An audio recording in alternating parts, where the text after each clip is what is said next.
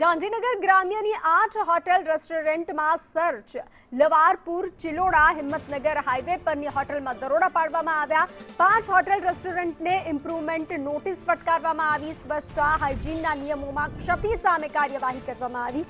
23 kilo બિન આરોગ્યપ્રદ ખાદ્ય ચીજનો જથ્થાનો નાશ કરવામાં આવ્યો છે. નાશ કરાયેલા જથ્થાની કિંમત અંદાજે 4,300. તમામ સ્થળ પરથી ખાદ્ય ચીજોના નમૂના તપાસ અર્થે મોકલવામાં આવ્યા.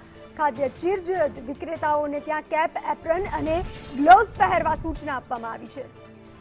તો વધુ વિગતો સાથે સંવાદદાતા નિર્મલ જોડાઈ ચૂક્યા છે. નિર્મલ, સર્ચ ઓપરેશન અને કાર્યવાહી હાથ ધરવામાં આવી છે. આરોગ્ય વિભાગ એલર્ટ મોડમાં આવ્યું છે.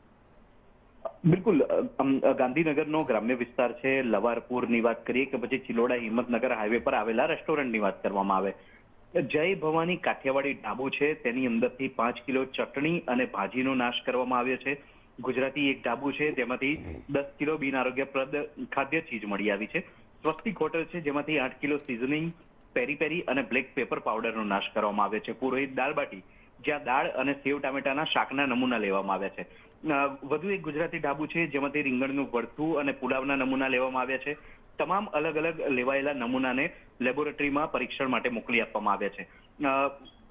ગાંધીનગરમાં ફૂડ એન્ડ ડ્રગ વિભાગ એલર્ટ બન્યું છે. ન માત્ર ગાંધીનગર ગ્રામ્ય વિસ્તાર, પરંતુ ગાંધીનગર શહેરી વિસ્તારની અંદર પણ રેડ પાડવામાં આવી છે. જેમાં સેક્ટર 16માં આવેલી પટ્ટી વડાપાઉં નામની રેસ્ટોરન્ટ છે, જેમાં પણ ચેકિંગ હાથ ધરવામાં આવ્યું હતું, જ્યાંથી ઉંદરે કોતરેલા પાઉના પેકેટ મળી આવ્યા છે. અને આ જ કારણોસર 7 દિવસ માટે પટ્ટી વડાપાઉંનું રજીસ્ટ્રેશન સસ્પેન્ડ કરવામાં આવ્યું છે. બીજી તરફ ગ્વાલિયા ફૂડમાંથી પણ એક્સપાયર થયેલો જથ્થો મળ્યો છે. અલગ અલગ રીતે જોઈએ તો ઝીણી સેવ અને ચવાણાનો જે જથ્થો મળ્યો છે તે એક્સપાયર થઈ ગયેલો જોવા મળ્યો હતો. અને આ જ કારણોસર ₹10,000નો 31 કિલો જેટલો જથ્થાનો નાશ કરવામાં આવ્યો છે. આમ ગાંધીનગર શહેર અને ગાંધીનગર ગ્રામ્ય વિસ્તારમાં આજે ફૂડ અને ડ્રગ વિભાગની તવાઈ બોલી હોય તેમ લાગી રહ્યું છે. જી નિર્મલ, જાણકારી સાથે જોડાવા બદલ આભાર.